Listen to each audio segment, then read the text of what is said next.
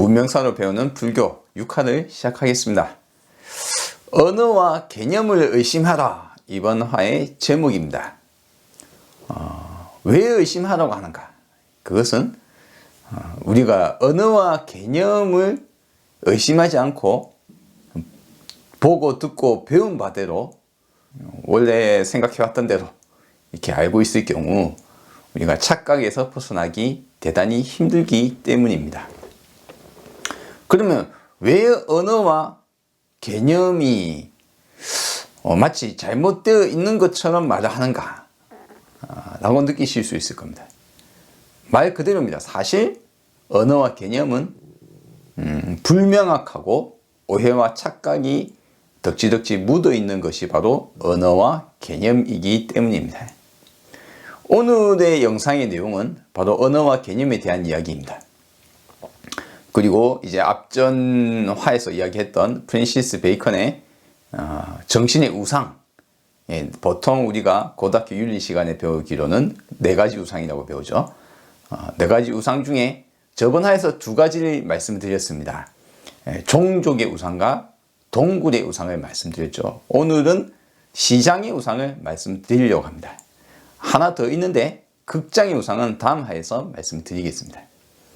자, 그러면 오늘 말씀드리는 시장의 우상이 왜 언어의 우상인가? 왜 언어와 개념에 대한 우상인가에 대해서 간단하게 설명을 해드리도록 하겠습니다. 프랜시스 베이컨이 시장의 우상이라고 한 것은 말하자면 시장에 나가서 우리가 물물 교환을 하거나 거래를 하려고 하면 무엇이 필요합니까? 말하자면 시장에서 뭔가 사고 팔거나 하는 것은 결국은 혼자서 가능한 일이 아닙니다. 2사람 이상의 인간이 서로 만날 때 드디어 거래가 이루어집니다. 시장이란 것은 거래가 이루어지는 것이죠. 거래를 한다는 것은 상대방이 있다는 말이고, 말하자면 시장의 우상은 2사람 이상이 있을 경우에 생기는 우상입니다.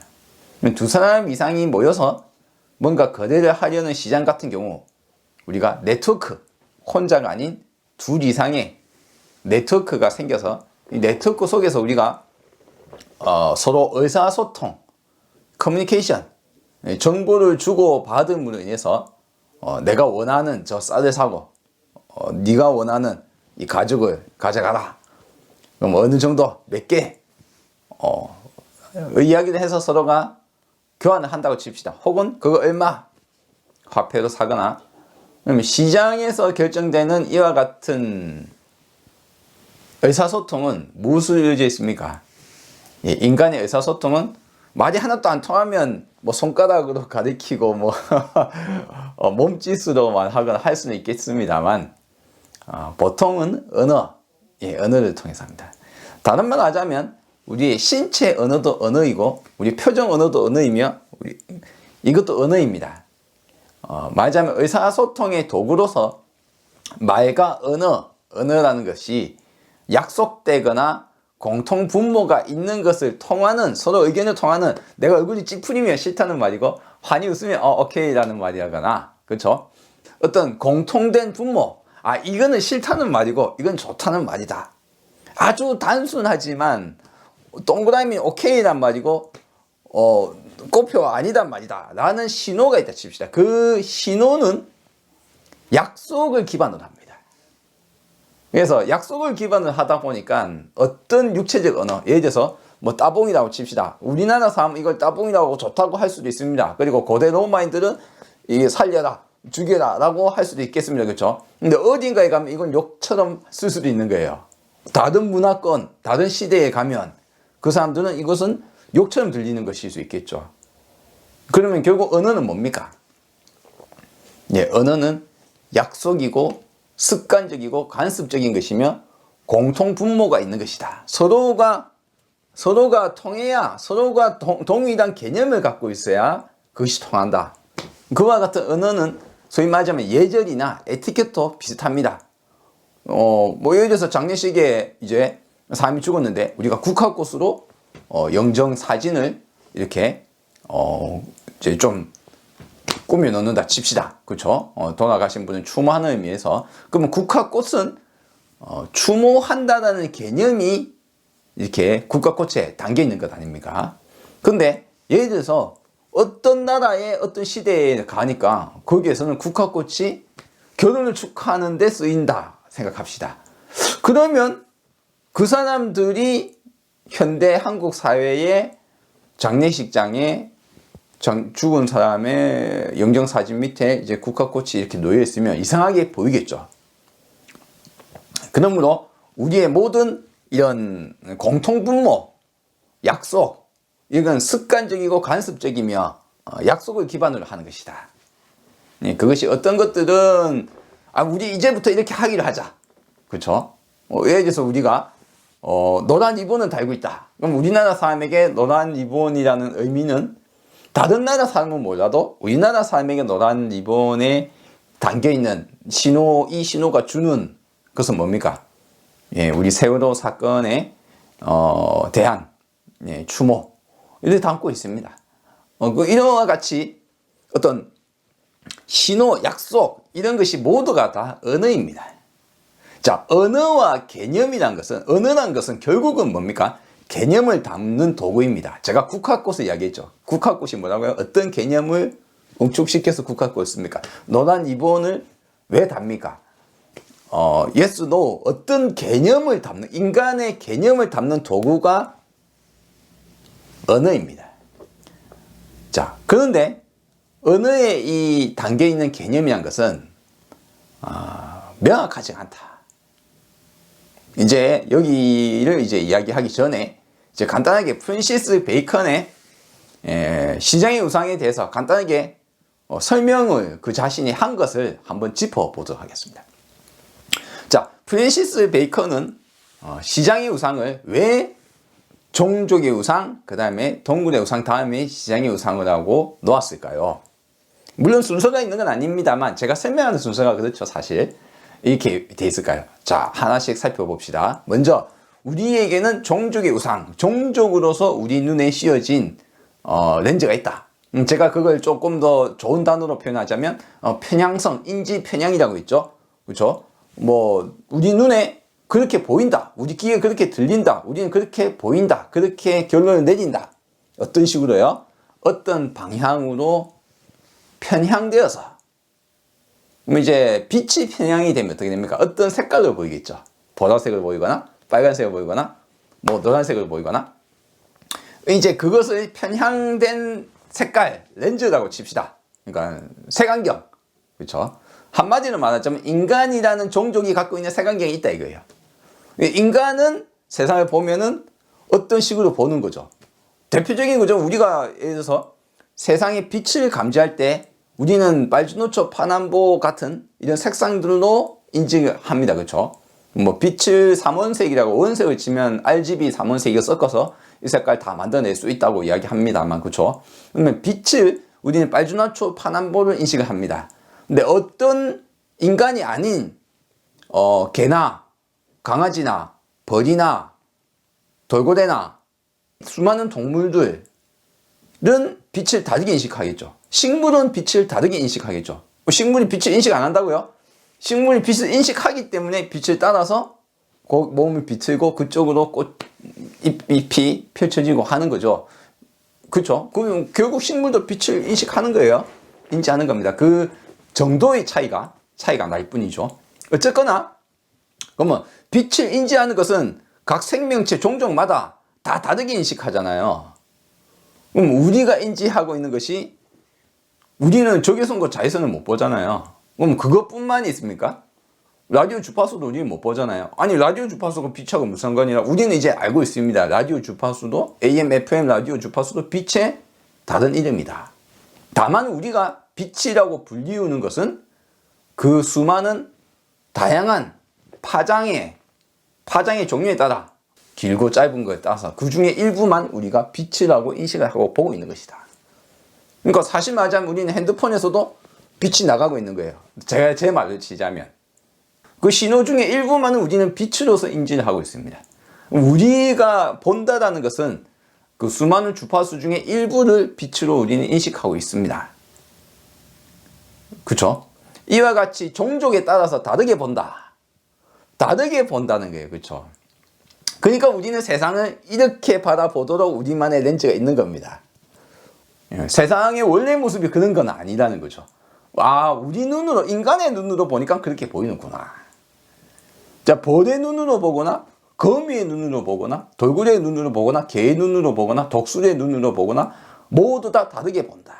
누군가는 적외선을 보고 있고, 누군가는 뭐를 보고 있고, 우리는 귀로 들리면 우리가 들릴 수 있는 가청 주파수 대역의 진동 주파수 대역의 일부만을 듣습니다만, 박쥐는 더 높은 고주파수도 듣고 다른 어떤 동물은 저주파수도 감지를 하겠죠. 우리는 우리의 귀로는 우리의 귀가 들리는 우리만의 렌즈가 있는 겁니다. 그렇죠?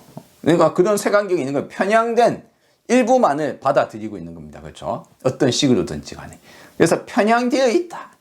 종족, 우리 인간의 종족에 우리 인간만의 렌즈가 있다. 세상을 바라보면 우리는 그런 식으로 보고 있다. 그렇죠? 요 렌즈 하나 있습니다.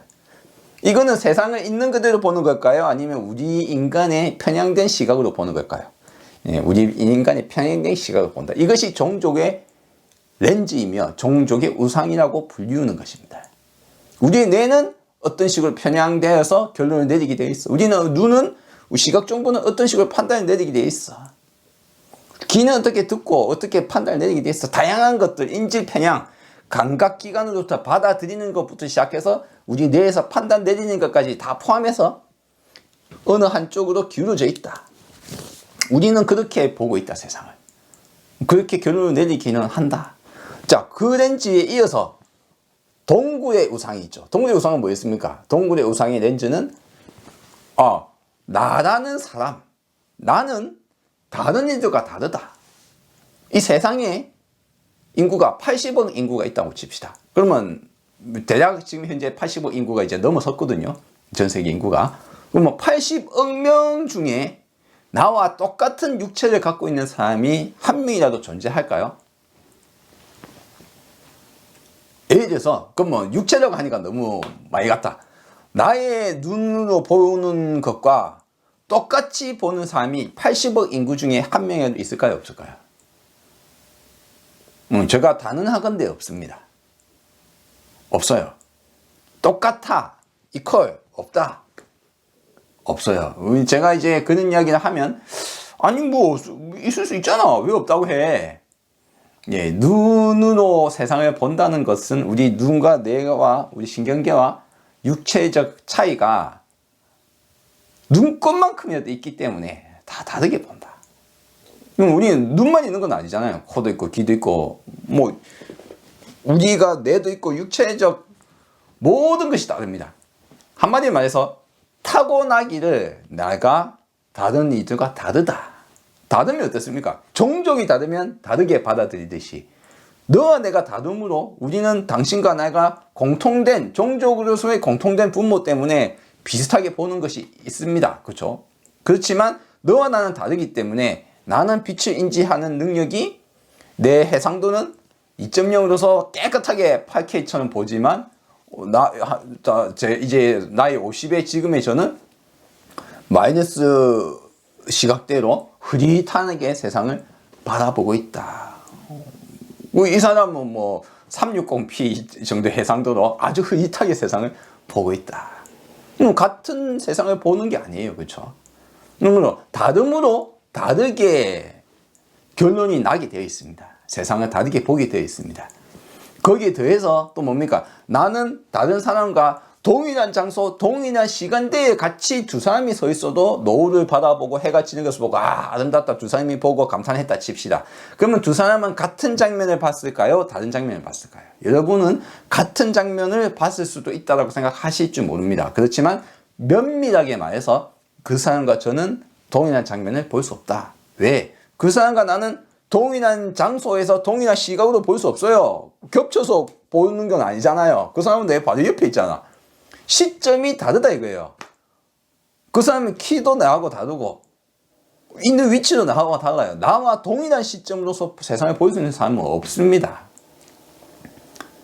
그러면 우리의 경험은 80억 인구가 있다면 80억이 저마다 다르게 경험을 합니다. 내가 있는 시공간의 위치에서 내가 경험하는 내가 세상을 바라보는 나의 시점으로서 내가 만나는 사람과 내가 겪게 되는 환경과 이런 것들을 겪는 것은 내 주위에 따라서 동일한 화면에서도 내가 주의를 기울이면 그거는 보이지만 나는 저걸 주의 있게 봤다 이거예요. 내 옆에 있는 동생은 거기에 관심이 없었어요. 딴 걸 보고 있었어요. 나무를 보고 있었어요. 나는 저 사람을 기억을 하지만 이 옆에 동생은 옆에 나무는 기억해도 그 사람은 지나가도 하나도 그 사람 눈에 안 들어온다. 어쨌거나 우리는 이와 같이 저마다 다른 경험을 하게 되어 있다. 그리고 뭐 타고난 육체도 다르고 겪은 경험도 다르다. 이 두 가지가 합치되어서 나만의 렌즈를 갖추게 되어 있다. 그렇죠? 다른 사람과 다른 나의 육체, 나의 경험에 따라서 내가 습관적으로 익히고 보고 배우고 듣고 알게 되는 내만의 결론들로 나는 뇌에 저장이 되어 있다. 자, 종족의 렌즈를 통해서 빛이 편육에서 들어왔는데 그걸 또 나만의 개인의 렌즈를 통해서 또 왜곡되어서 보게 되어 있습니다. 왜곡된다는 표현을 썼지만 맞으면 다르게 본다는 거예요. 사람마다 다 다르게 봐요. 다르게 결론을 내리고 다르게 판단을 합니다. 동일한 대통령, 우리 윤석열 대통령이라는 2024년 한국을 뜨겁게 달구고 있는 대통령에 대한 이야기를 한다선 칩시다. 그럼 그 사람을 바라보는 판단, 이 사람이 어떤 사람이고 지금 어떤 영향을 미치고 있고 어떻게 해야 되며 라는 판단은 우리나라 인구 수가 예를 들어서 뭐 5천만 명을 칩시다. 그럼 5천만 명이 전부 다 같을까요? 다를까요? 다르다. 우리는 똑같아 보이지만 다르다. 왜? 내 경험이 다르고 내 기준이 다르고 똑같은 사건을 보아도 우리는 판단을 다르게 내린다. 자, 이래서 종족의 우상이라는 렌즈와 동굴의 우상이라는 렌즈가 있는데 이제 렌즈를 통해서 이제 우리는 머릿속에는 어떤 결론들이 내려지고 상이 맺히겠죠. 상. 머리에 마음에 떠올리는 모양이라는 겁니다. 상이라는 것은 그런 거죠. 그런 상을 갖추고 있다. 이미지가 갖추고 있다. 견해를 갖추고 있다 이거예요. 그렇죠? 근데 그걸 표현을 할 때는 주고받을 때는 어떻게 해야 됩니까? 우리가 TV를 보고 유튜브를 보고 책을 보고 문자로 신호로 이제 서로를 주고받습니다. 자, 여기서 이제 이번 화의 핵심적인 게 나옵니다. 시장에 가서 거래를 하려는데 의사소통을 서로 하려고 하는데 그렇죠? 근데 주고받는 언어를 기반으로 내 생각을 담아서 이렇게 표현을 하는 도구로서 언어를 쓰고 있지만 이 도구인 시장의 우상이라는 언어를 표현해서 내 생각을 담으려고 해도 제대로 담기지 않는다. 언어를 통해서 세상을 표현하려고 해도 제대로 표현하기 힘들다. 왜 그럴까요? 언어는 추상화된 것이며 언어란 것이 세상을 있는 그대로 표현하는 것이 아니라 우리가 약속된 관습적으로 습관적으로 쓰는 편의에 의해서 만들어진 것이 있기 때문에 내가 사과 맛을 보고 사과를 아삭 베어물고 맛있다라고 느꼈다 이겁시다. 나의 이 느낌, 이 경험을 다른 사람에게 사과를 먹어보지 못한 사람에게 사과 맛이 어떻다라고 설명을 하려고 한다고 칩시다. 쉬울까요? 사실 나의 경험을 일부를 어렴풋하게 전달할 수는 있어요. 약간의 신맛과 가즙은 어떤 종류의 가즙과 비슷하고 맛의 어떤 부분은 어떤 게 비슷하고 수분이 어떻고 식감이 어떻고 산도가 어떻고 당도가 어떻고 온갖 방법을 통해서 전달하려고 노력을 해서 그 사람이 어느 정도 어렴풋하게 느낄 수는 있겠죠. 그렇습니다. 그렇죠? 근데 내 경험을 있는 그대로 전달을 못 하잖아요. 내가 나의 경험을 있는 그대로 전달할 수가 없는 거예요. 언어는 우리의 경험을 있는 그대로 전달할 수도 없고 세상의 본래 모습, 현상을 있는 그대로 언어로 표현하기도 힘들어요. 언어가 갖고 있는 한계성이 있는 겁니다. 왜 그럴까요? 그거는 우리의 언어라는 것이 처음부터 편의에 의해서 만들어졌기 때문입니다. 야, 나무 좀 캐와봐. 오늘 나무를 좀 데펴야 되겠어. 오늘 나무를 태워서 방을 좀 데펴야 되겠어. 너무 추워. 오늘 좀 뜨뜻하게 데펴보자. 나무 해와. 산에 가서 나무 해와. 했다 칩시다. 아들 보고 나무를 해오랬는데 아들이 나무를 해오다가 있는데 동물 잡아왔거나 아니면 어디 집단 막 확 들고 왔거나 뭐 아빠가 뭐라 하겠죠. 야, 이 새끼야, 나무도 몰라 임마? 나무가 뭔데요? 나무? 거기 왜 있잖아, 딱딱한 줄기 같은 게 이렇게 쭉 좀 뻗어 있고 잎이 이렇게 가지가 펼쳐져 있는 그런 게 나무야. 나무라는 것이 무엇인지에 대해서 편의상, 야, 저런 것들을 나무라고 부르자 라고 해서 나무라는 단어가 생겼다고 칩시다. 그렇지만 그 나무에 대한 우리의 정의나 우리가 편의상 쓰는 그 나무라는 것은 실제 하는 것이 아니라, 실제 나무라는 건 존재하는 게 아니에요. 다만 우리의 개념을 담아서 저런 비슷한 무엇인가를 나무라고 부르자라고 한 겁니다. 이름을 붙였죠. 저런 것을 나무라고 부르고 나무라는 것 안에 우리의 개념을 담는 겁니다. 나무라는 것을 딴 것과 비교를 하면 이제 나무가 좀 더 명확해지겠죠. 돌이 있고 바위가 있고 물이 있고 뭐 쇠가 있고 있는데 저거는 나무야. 오케이. 나무 중에 그러면 풀이 있고 나무가 있는데 저 흔들리고 뭐 이렇게 있는 풀 나지막하고 이런 거 말고 저 높게 솟아 있고 저 잎이 이렇게 펴져 있고 저런 게 나무야. 자, 자꾸 비교를 하면서 나무가 조금 더 명확해집니다. 그러니까 저런 게 나무구나. 그렇지만 실제 세상에는 나무란 게 없는 거예요. 왜요? 우리가 나무에 대해서 정의를 명확하게 내릴 수가 없기 때문이에요.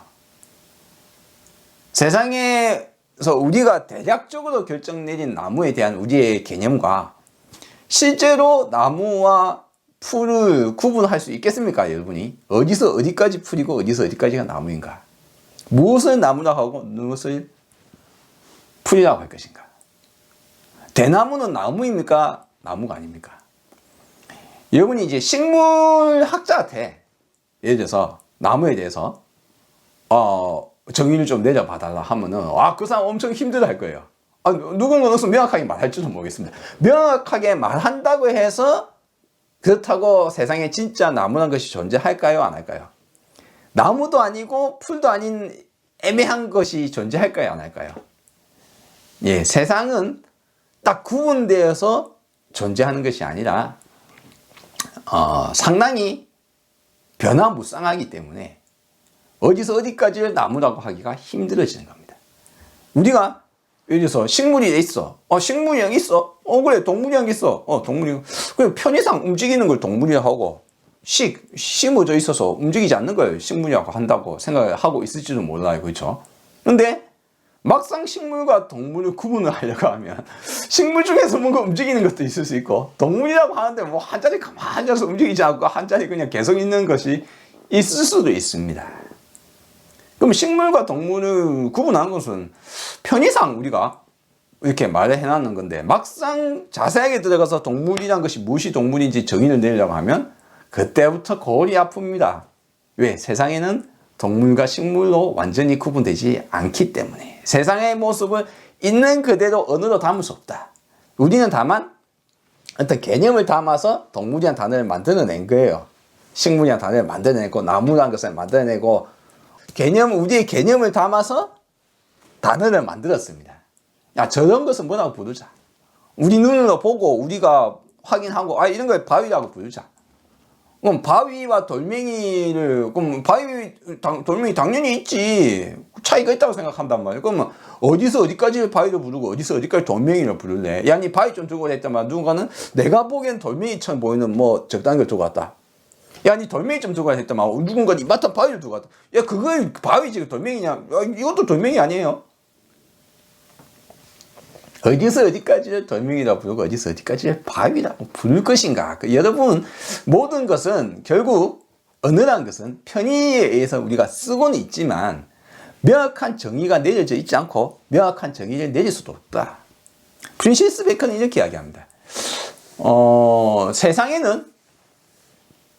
세상에 존재치 않는 것에 대해서 이름을 붙여 있는 게 있다.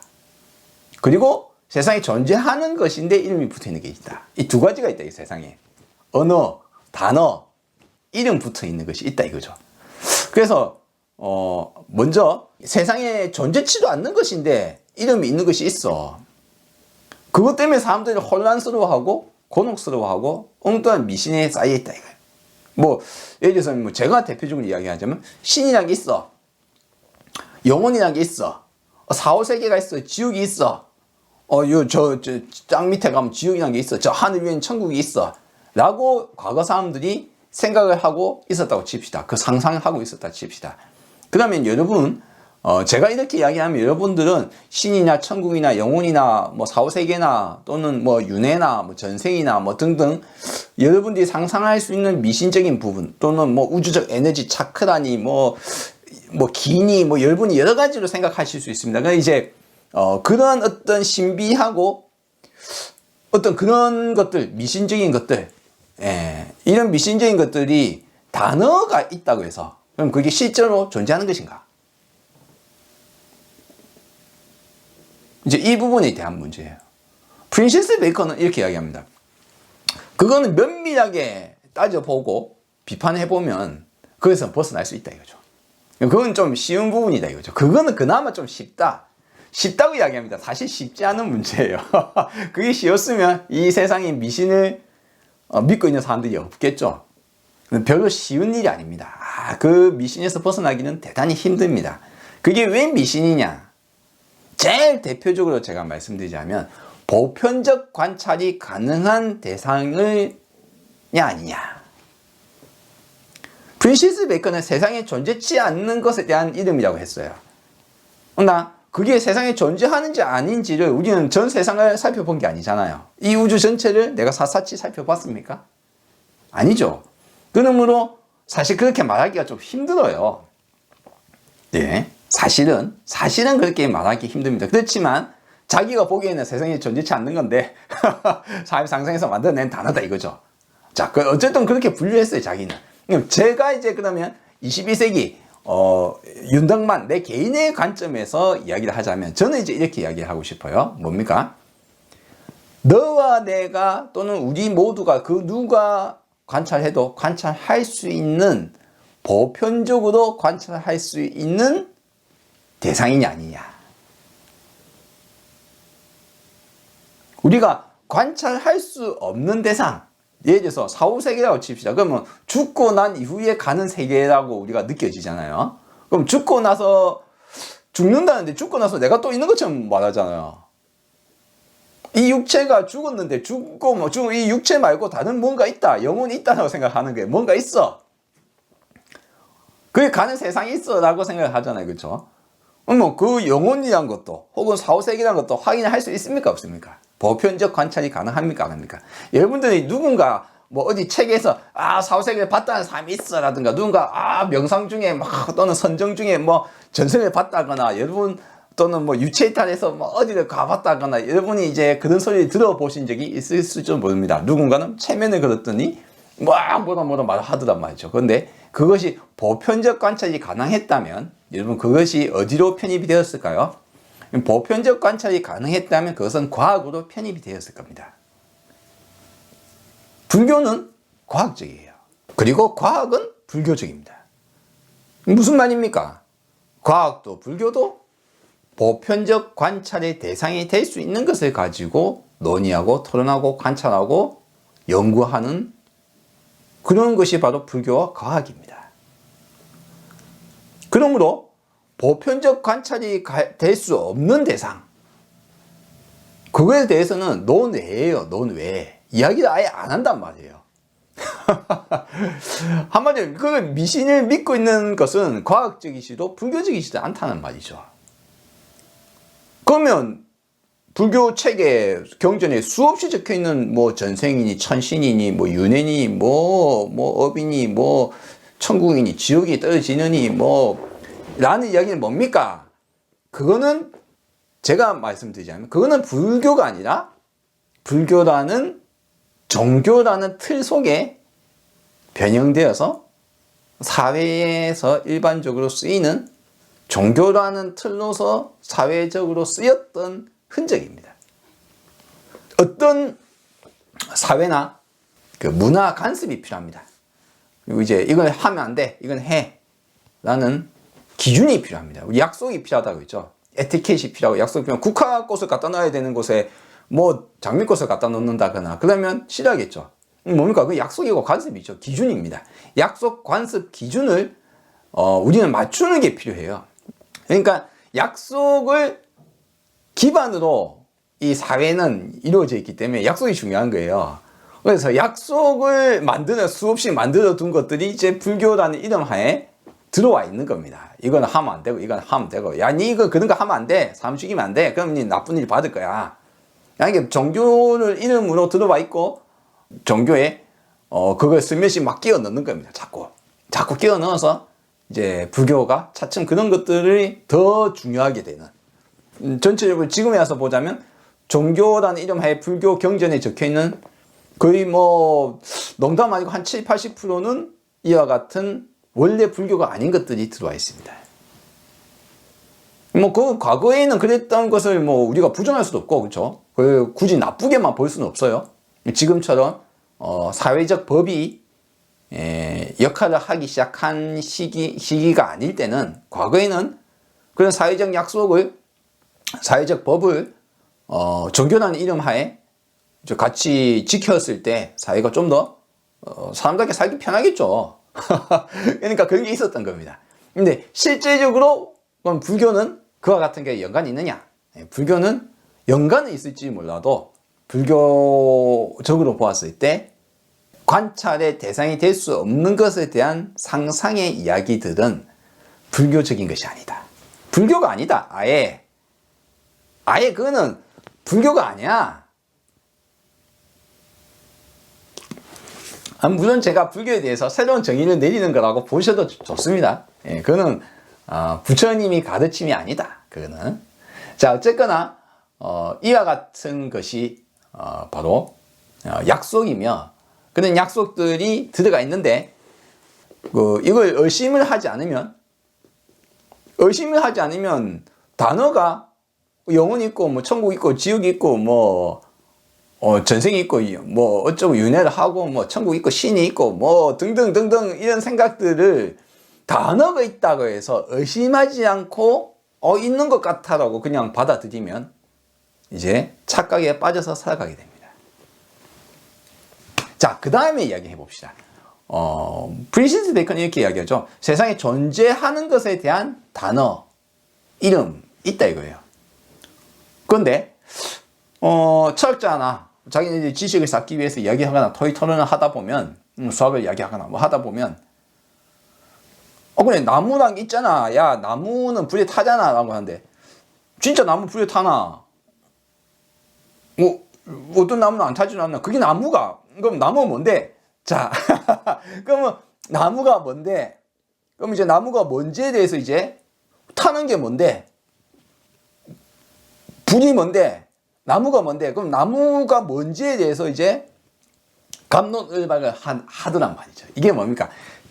단어가 명확하게 정의를 내려 있는 것처럼 보이지만 사실은 나무라는 것이 명확하게 정의가 내려져 있는 게 아니거든요. 그러다 보면 면밀하게 이야기를 해야 되는 철학이나 면밀하게 지식을 쌓아야 되는 분야에 들어가면 갈수록 이걸 정의를 더 면밀하게, 가급적 면밀하게, 가급적 더 세심하게, 더 아주 자세하게, 가급적 정의를 다방면으로, 그래서 오해의 소지가 적도록 정의를 내려야 된다라고 프린시스 베이컨이 이야기를 합니다. 그럼에도 불구하고 프린시스 베이컨이 하나 더 이야기 꺼내는 게 있습니다. 뭡니까? 그래도 이게 확실한 정의를 내리기가 어렵다. 왜 그럴까요? 결국 정의는, 제가 나무를, 한글 사전에 들어가서 나무를 열어본다 칩시다. 그럼 나무에 대해서 설명이 쭉 돼 있겠죠. 그 설명은 한글이잖아요.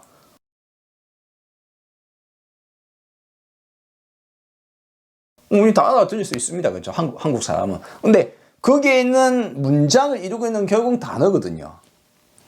그러면 그 단어 하나하나는 결국 또 뭡니까? 결국 그것도 단어거든요. 즉, 어떤 단어를 설명하기 위해서 다른 단어를 쓰고 있는 거예요. 근데 이 단어가 명확하게 설명하기 위해서 다른 단어를 쓰는데 그럼 다른 단어는 명확합니까? 우리 언어가 어느 정도 이상 발전하고 나서는 이제 언어를 구축하고 있는 것이 사실 언어를 지탱하고 있는 것은 다른 언어와의 연관성 속에서 특정 단어가 이렇게 모습을 차츰 좀 더 명확하게 드러납니다. 서로가 서로를 지탱하고 서로의 연관성 속에서 이게 드러나는 것인데, 그렇지만 그것들이 결국 모두가 다 언어가 언어를 지탱하고 있잖아요. 그러므로 특정 단어를 명확하게 설명한다는 것이 대단히 힘들다. 왜? 결국 설명하는 것도 결국 단어이고 언어이기 때문에.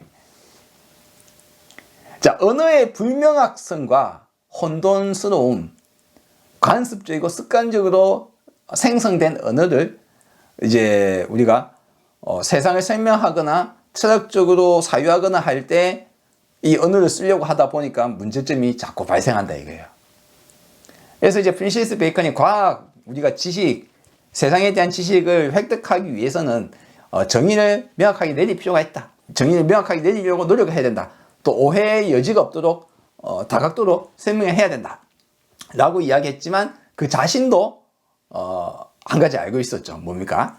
결국 그걸 설명하는 것도, 정의를 내리는 것도 단어의 모음으로 내리기 때문에 그 단어는 또 명확하냐 이거죠. 그러므로 이 언어의 불완전성에 대해서 프랜시스 베이컨은 인정을 하고 있는 겁니다. 사실 언어라는 것은 명확한 것이 아니다. 자, 이런 것들을 이야기하는 것이 시장의 우상입니다. 이게 뭐가 왜 중요한데? 우리 불경하는데 그게 딱히 중요하나? 그게 뭐가 중요하다고? 그럼 네 말하는 것 중에 내가 모르는 게 뭐가 있어? 다 아는 것처럼 말하잖아요, 그렇죠? 근데 시장의 우상, 언어와 개념에 대한 타파, 이 의심을 해보지 않은 사람은 말을 꺼낼 때마다, 말을 꺼내고 입을 뗄 때마다 헛소리와 착각 속에서 살아가고 있다는 것을 몸으로 보여주는 경우가 많습니다. 많아요.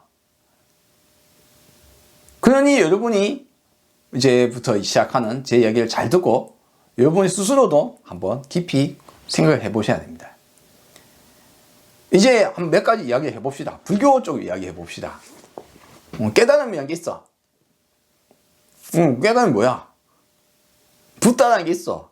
부처라는 게 있어. 그럼 부처는 뭔데? 여러분이 정의를 내려보라고 한번 해봅시다. 그럼 여러분이 정의를 내릴 거예요. 그리고 스스로도 머릿속에도 어떤 생각이 있을 겁니다. 또 누군가는 이제 선불교하는 사람들은 그래요. 성불했다. 성질을 견성을 해서 부처가 되었다. 그 성질이 뭔데? 뭘 봤단 말이야? 그거 보면 즉시 부처 된다고? 진짜?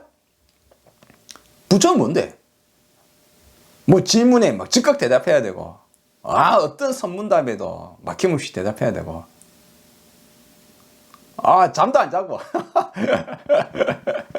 1년 365일, 오매일려, 선정 상태에 있고, 어떤 흔들림도 없고, 슬프지도 않고, 화내지도 않고.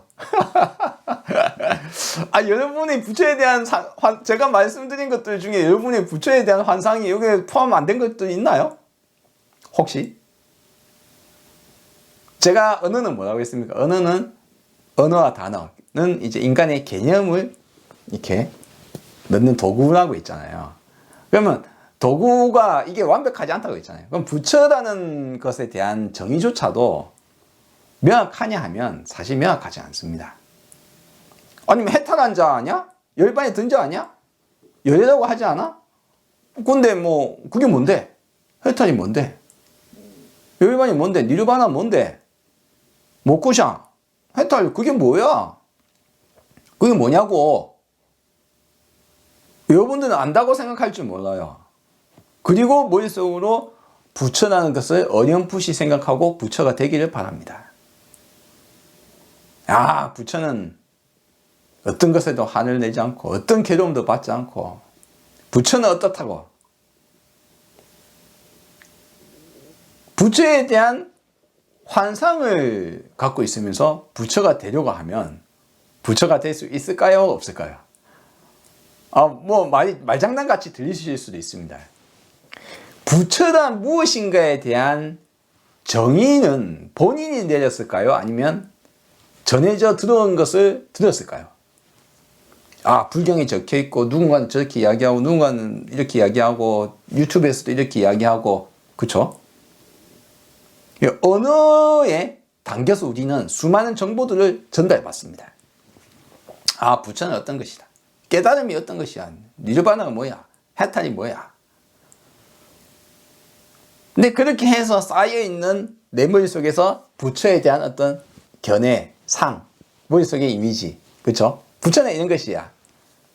개념을 여러분 전달받았고 그런 것들을 내만의 개념을 갖고 있는 겁니다. 근데 내만의 그 개념은 진짜일까요?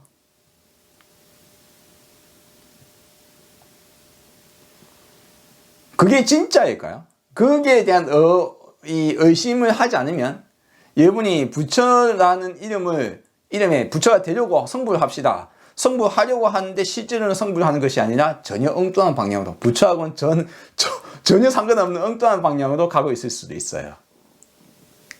가고 있을 수 있어요. 그건 제가 가고 있을 수도 있어요. 이야기를 하면 가고 있을 수도 있나 보다. 이제 솔직히 말씀드려서 확률로 치자면 한 99%는 부처가 되는 길이 아니라 부처가 되지 않는 길로 가고 있어요.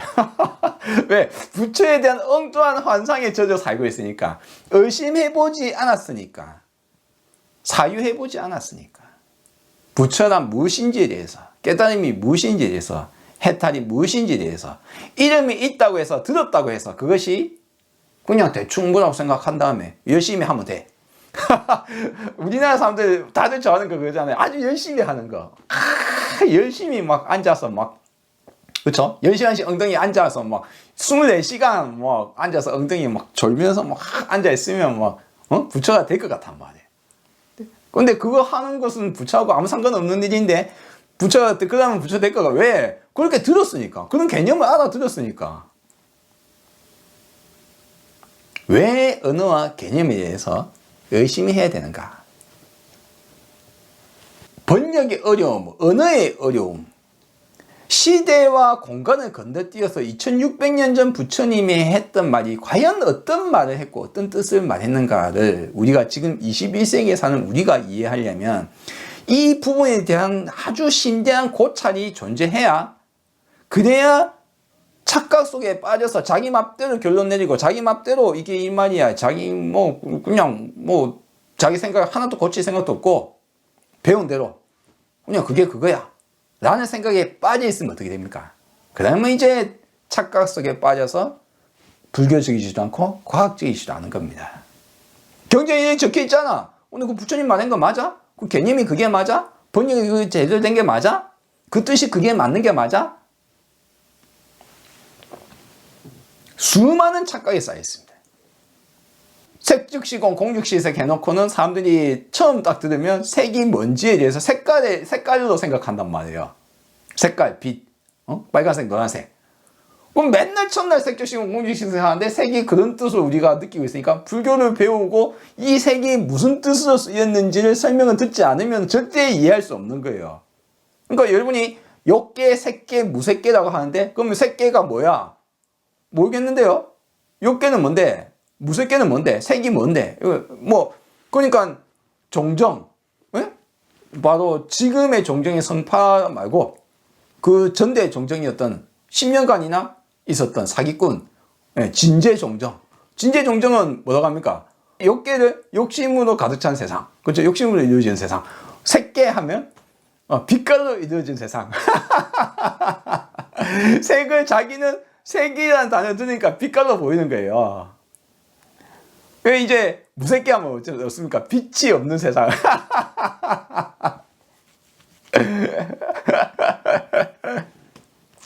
왜요? 색이 무엇인지에 대해서 불교적으로 공부를 안 했으니까. 빛깔이라는 단어로 번역하면 안 된다는 것을 색성향미초법 할 때 색과는 다르다는 것을 이 언어에 대한 문제를 이해를 해야 이 종정, 조계종의 전대 종정이었던 10년간 종정 자리에 앉아서 깨달았다고 막 외치고 다녔던 사기꾼이 사실은 불교 공부를 한자도 안 해가지고 색이 뭔 뜻인지조차도 모르는 사람이 종정이라고 앉아 있었다. 오늘 여러분께 제가 말씀드리는 내용은 사실 불교의 가장 핵심적인 부분입니다. 왜 그렇습니까? 바로 불교의 세계관이 욕계, 색계, 무색계이거든요. 이것이 언어와 관련된 중요한 것들입니다. 개념. 어떤 개념에 대한 이야기냐? 욕계, 색계, 무색계라는 불교의 세계관, 3계라고 보통 불리웁니다.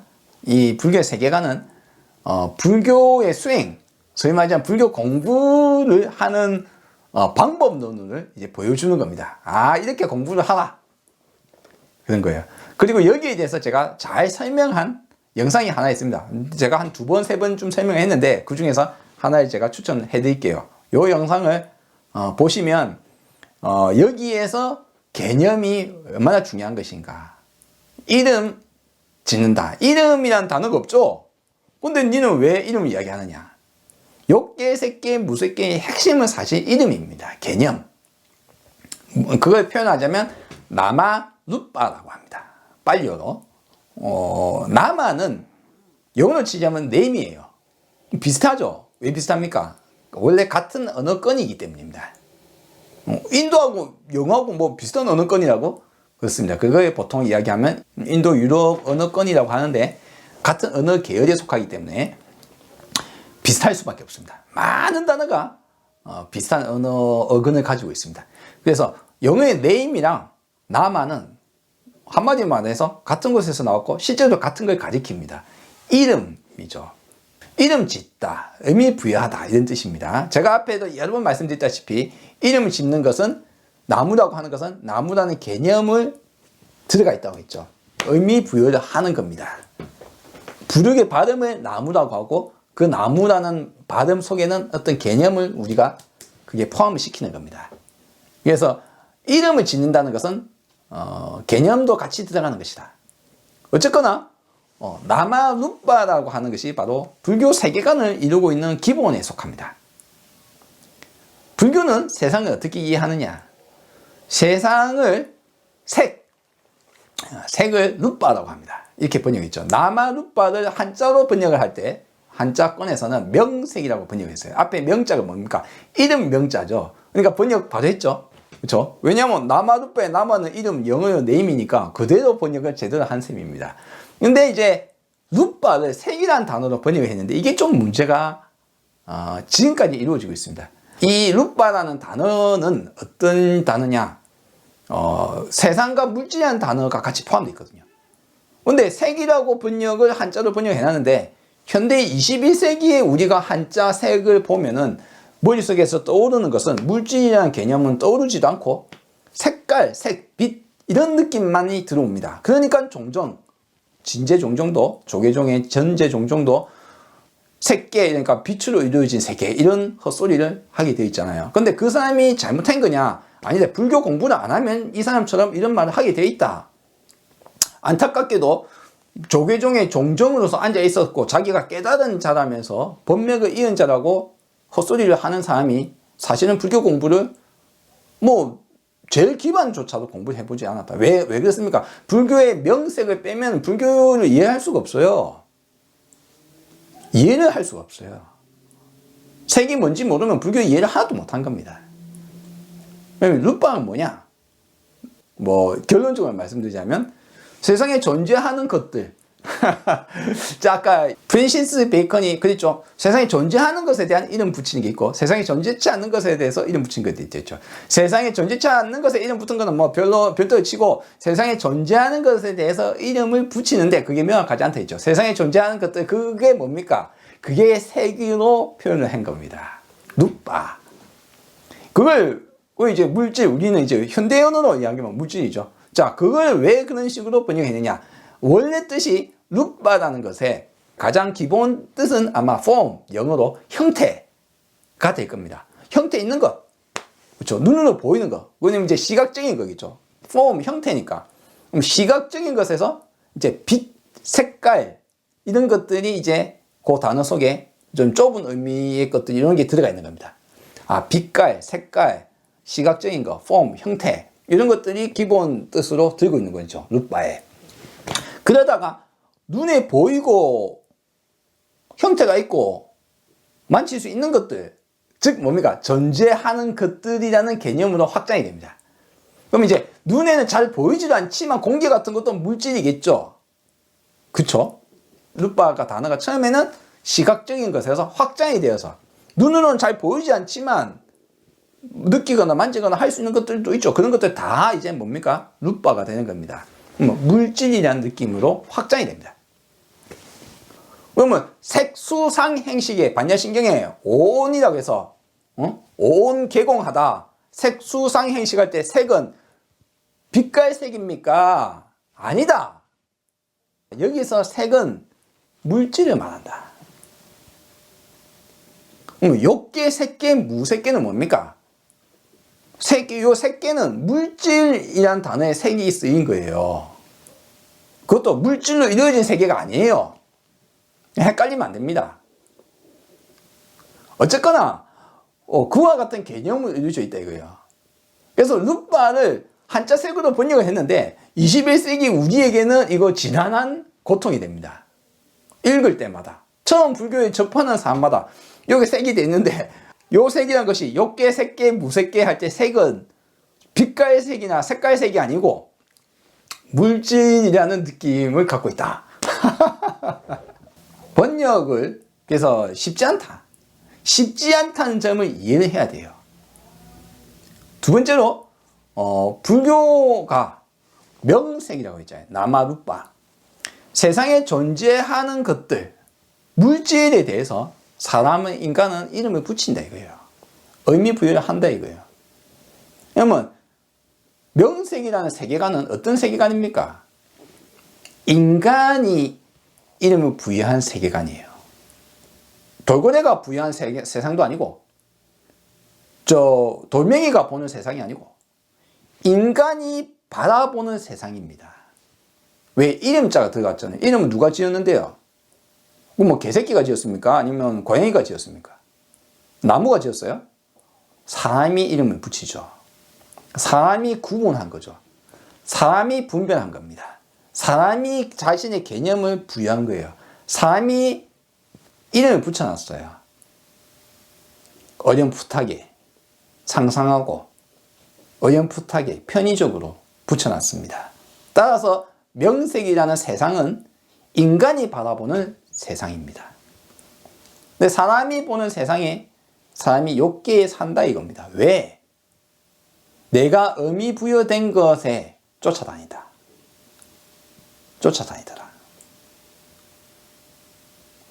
알고 봤더니 별로 중요치 않는 건데 저게 중요하다고, 저게 좋다고 해야 된다고 내가 의미 부여를 하고 나서 그걸 쫓아다니더라. 의미 부여된 것을 쫓아다니는 세상이 욕계입니다. 바램의 세상. 바램이 이루어지면은 행복할 테고 바램이 이루어지지 않으면 괴로워할 겁니다. 욕계는 그래서 내 바램이 이루어지느냐 마느냐에 따라 괴로움과 기쁨에 왔다리 갔다리 흔들리며 살아가는 세상을 욕계라고 합니다. 나의 의미 부여가 주어져 있는 세상에서 불교 수행자가 되면, 불교를 배우고 공부를 하면 세상에 부여되는 의미란 것이 부질없더라. 허상과 착각으로 이루어져 있더라. 더 깊이 참호해 보니까 저것이 좋다고 했는데, 저것이 아름답다고 했는데, 이것이 맛있다고 생각했는데, 저걸 해야 된다고 생각했는데,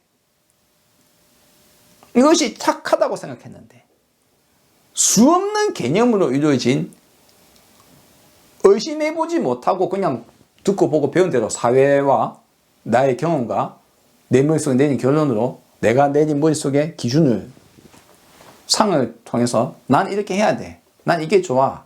난 이게 하고 싶어. 이렇게 되었으면 좋겠는데 온갖 착각 속에 사는 세상인 욕계를 떠나서 드디어 처음으로 내 상을 기준으로 사람은 판단을 내리고 생각을 하게 돼 있거든요. 근데 판단 내리는 것을 잠시 멈출 짓자. 지관 수행이라고 들어보셨습니까? 멈출 짓자와 관찰할 관자입니다. 멈춘다. 이제 잠시 네 기준을 갖고 네가 생각을 하는데 네 기준으로 생각하는 걸 잠시 멈춰. 그럼 기준은 머릿속에 그대로 있어도 판단 내리기를 멈추게 되면 이제 하고 싶다거나 해야 한다거나 하고 싶은데 하지 못해서 얻는 괴로움, 해야 되는데 하지 못해서 얻는 괴로움, 하기 싫은데 해야 되는 괴로움, 수 없는 괴로움과 흔들림에 흔들리다가 근데 생각을 멈추면 흔들림이 멈추게 돼요. 이게 멈출 짓자를 쓴 이유입니다. 선정수행이 색계사선정인 이유가, 그래서 불교를 공부하고 선정수행을 하는 이유는 우리가 그와 같은 의미 부여된 것을 쫓아다니고 있다는 것을 경험으로 금방 알 수 있게 하거든요. 생각을 멈추고 판단을 멈추니까는 안 흔들리네, 잠시. 그렇네. 그러면 우리 머릿속의 이 기준은 뭘까? 그때부터 이제 무색계 수행이 시작됩니다. 무색계 수행이 뭐냐고요? 여러분들은 그게 선정 중에 일부라고 들어보셨을 겁니다. 그건 아니에요. 그거는 우리 머릿속에 있는 그 기준이 무엇인지를 사유하는 겁니다. 내가 이거 좋다고 했잖아. 여자 이쁜 거 좋네. 근데 모기 한 마리 잡으면 수행이 안 된다고? 근데 왜 안 되지? 왜? 물질, 세상에 대해서 이름 붙인 것이 왜 불교의 핵심 세계관이고 왜 그것이 불교의 핵심 수행관인가? 오늘 여러분께 프랜시스 베이컨의 시장의 우상에 대해서 말씀하면서 불교에 대해서 말씀을 드렸습니다. 여러분 오늘도 재미있으셨는지 모르겠습니다. 성불하시기 바랍니다. 다음에 뵙겠습니다.